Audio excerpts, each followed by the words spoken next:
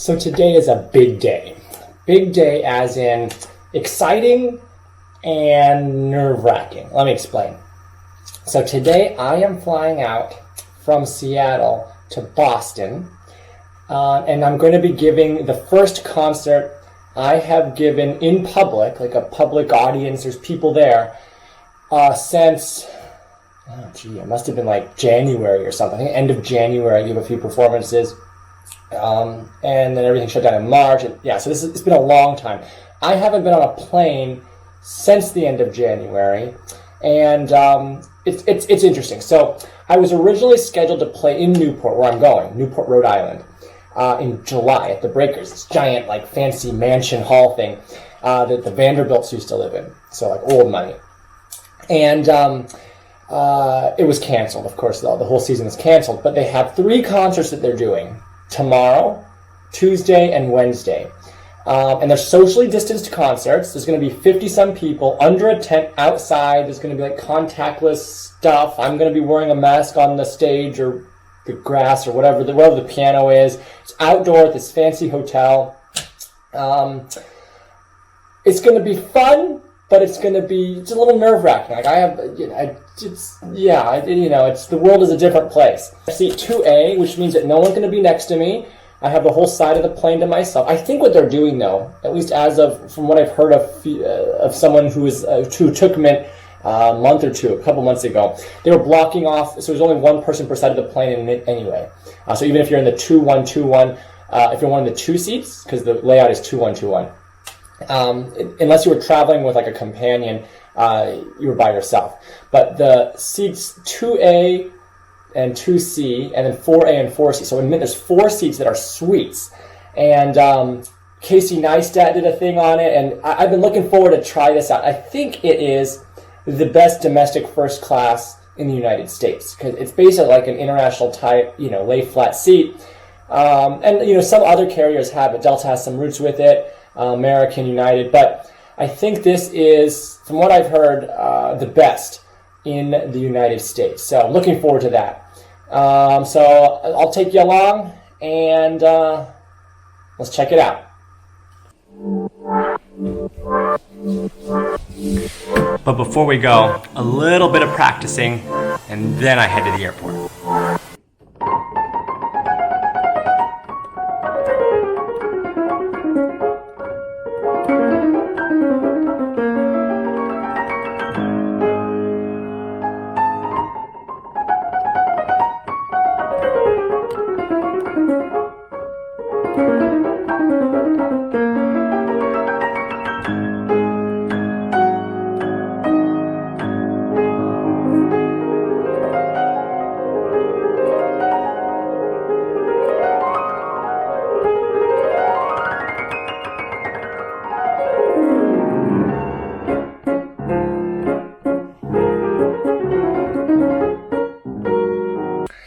Packing. I haven't packed in a while. My luggage here.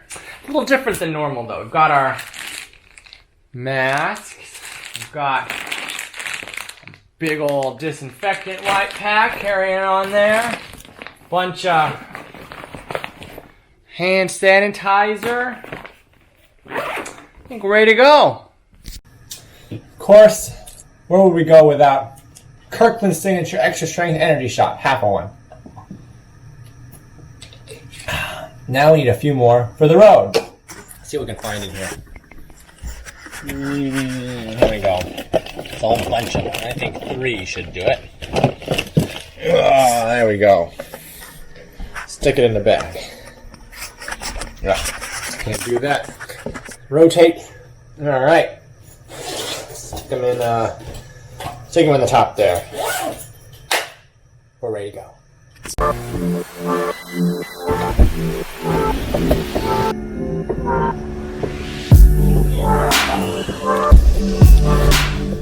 Baggage is loaded up. Now all I gotta do is drive to the airport. I'm leaving it there for a few days, the car, and then check in, get on the plane, arrive in Boston, meet up with my friend, drive down to Newport, check into the hotel at probably like 2 a.m., and then get some rest. So I'm pretty excited to be going on this trip, but at the same time, I'm kind of nervous. The whole situation with coronavirus is still, very much a thing. And, I haven't been on a plane since the end of January, and I usually fly all the time. But this is going to be one of those times where it's going to feel a little different, just because, I haven't ever flown post the beginning of COVID. And does that make sense? Post the beginning of COVID? After the beginning of COVID, after the coronavirus thing started. So, I've got packed up, got my mask here I'm going to put on as soon as I get to the airport. I've got hand sanitizer. I've got a giant pack of Costco brand, sanitizing wipe stuff. So I'll probably disinfect my little seat area. And, there's no place like home. There really isn't. There's no place like home. I love traveling, but at the same time, I'm not one of those people who wants to travel 300 days out of the year. That would be awful for me, personally. Some people like it. Good for them, not me. And the older I get, I think the more I enjoy being close to home, at and around home, and not traveling all that much. It's tiring. It's really tiring. It's fun. It's fun in moderation. Too much is no fun. And if you don't ever travel, I think I would get kind of itchy feet if I never, gone out of the house or anything. But I think there's a good balance, and it's probably important to find that balance. And for each person, it's probably a different amount, right? For some people, maybe they want to be gone 300 days of the year. For some people, they never really want to ever leave. For me, it's somewhere in between that. I'm not saying 150 days, that'd be way too much for me too. But I do love traveling on occasion, but at the same time, I like staying at home. So I like staying at home a lot and then traveling sometimes. Yeah, I think something like that. Anyway, let's do this. All right, we're here, the airport. My bag, my mask. Let's go to Boston. I have never seen the airport this empty. Usually this place is popping. And today there's literally, look at this. There's no one here. Check this out. No one here. Empty. Wow. Okay, I'm gonna check out the pre-check, or I can't even remember what the thing's called. The fast lane thing for pre-check. Pre-check? Yeah, pre-check. Go check that out. I think it's over this way. Well, that was a fail, because what used to be the pre-check lines are just closed. I guess there's just not enough people to have the normal pre-check line, so we'll have to go find another way in. Yeah, well, I have not ever seen it this empty ever. Look at this. I mean, there's some people. It's not a lot. The lines are short. I finally found pre-check. They only had one. Clear at the other end. I just guess there's not enough demand to have a full pre-check section like they used to here at SeaTac. Starbucks is still open. Gotta get your coffee. So I'm heading to the S gates, where my JetBlue Mint flight will be taking me to Boston tonight.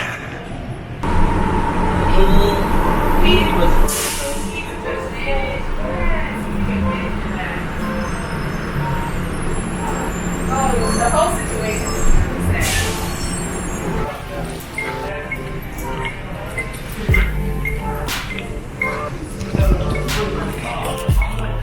Definitely less people than normal. My goodness, it's kind of surreal. When you've flown a lot and you see how these places usually are, and then you see this, it's kind of surreal.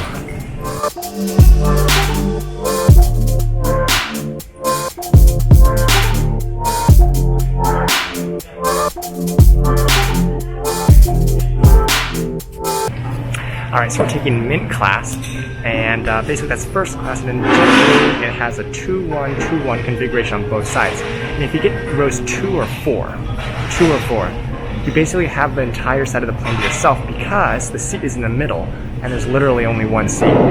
So that's the one you want. It's got doors and it's really good. So let's check it out. Future Charlie here. I'm just, will kind of narrate a little bit of what's going on in the next few clips and stuff because I didn't talk out loud too much. Didn't want to bother people and all that stuff. So I'm boarding the plane here. Everything was normal. One difference they said is that they actually recommended Mint customers board last. Usually you'd board first. But they want to encourage people to board from the rear to the front of the plane.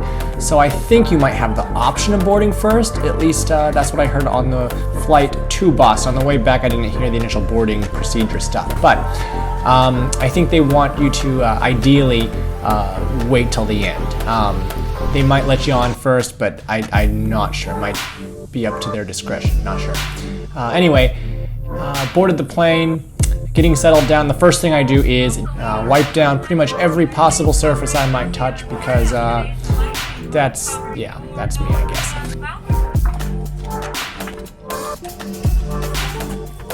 The screen, the room itself is very nice. They call this the suite, so rows 2 and 4 are the suite. How are you today? Good, welcome. How are you? How's your day so far? Oh, pretty good. It's been a little bit obsessive here. If you need anything, let me know. Please, my name is Tom. I can take care of Brian. We're going to take care of it in the Thanks next slide, okay? Hand sanitizer. So the room itself, it's kind of a little overview of the room. You're kind of sitting in the middle. So it's 2121. This is row 2. 2 and 4 are the suites. They give you you have a couple charging ports on the left. You got your menu, a little care package thing with a whole bunch of stuff like socks and stuff in it. Storage on the right, another plug with USB. You could stick like a purse or something in there. I didn't really use that. Water bottle, little light, control panels on the right. This is the little bag they give you. It's like a cloth bag or something, I don't know. It's full of goodies and stuff. So what do we got here? We've got some an eye mask, some socks, a pen, which they ask you to actually circle what you want for food in your menu itself. Toothbrush, pretty standard stuff. Some lotion, I don't know, something like that. This is an overview of the suite itself. So it tells you how to use all the stuff, all the features they've got there. The table comes out from the right and swivels around. There's a little remote control and a little thing to your right. The door will close, but they lock it up during takeoff and landing. The time's around that. Pretty straightforward.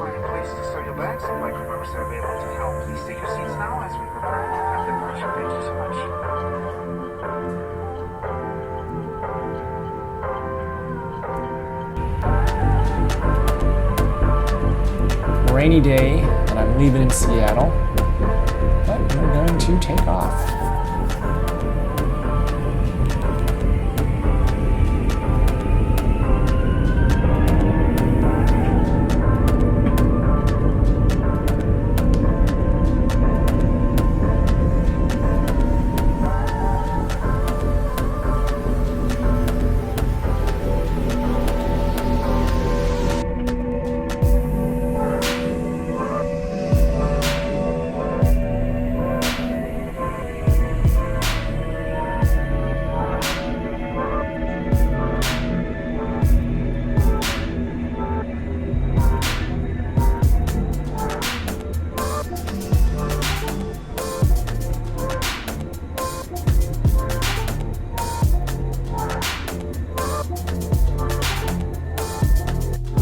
Behind the seat's actually this little bit of glass, or plastic actually.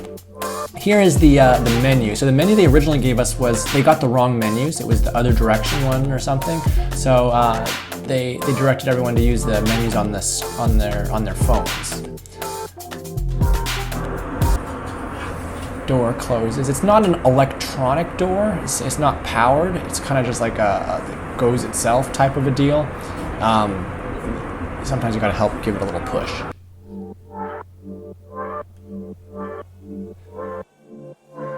We were really moving along at the beginning. Look at this, we're going 650 some miles per hour ground speed. That's really, really fast for a cross-country flight.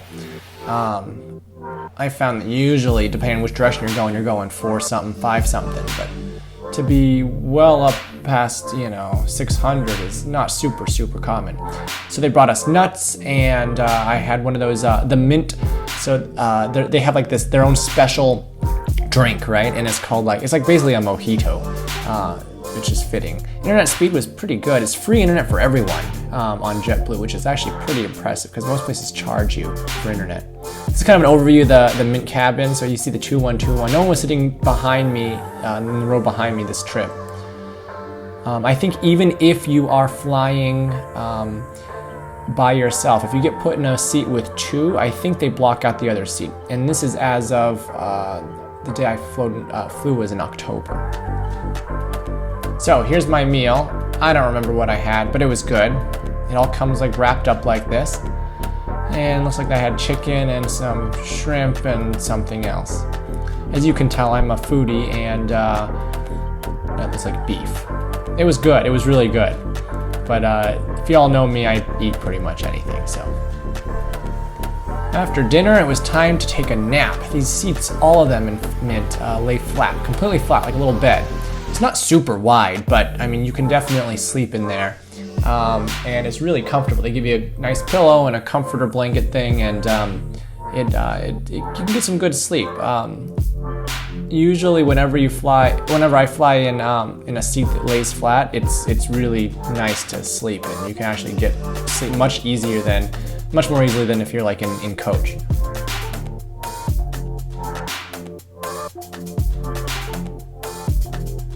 So with that door closed, it actually gives you quite a bit of privacy. Now you notice the doors and the walls don't go up to the ceiling. It's not like you're in a completely enclosed room, but it's nice privacy. Cookies, or a cookie, and I had some soda to go with it. Well, that was an awesome flight. The seat was great, the service was great. I mean, it was really weird because of the whole, COVID situation, but the flight itself and the service was really good. And I'm in Boston, and got a long drive now, so thanks for joining me. Bye-bye.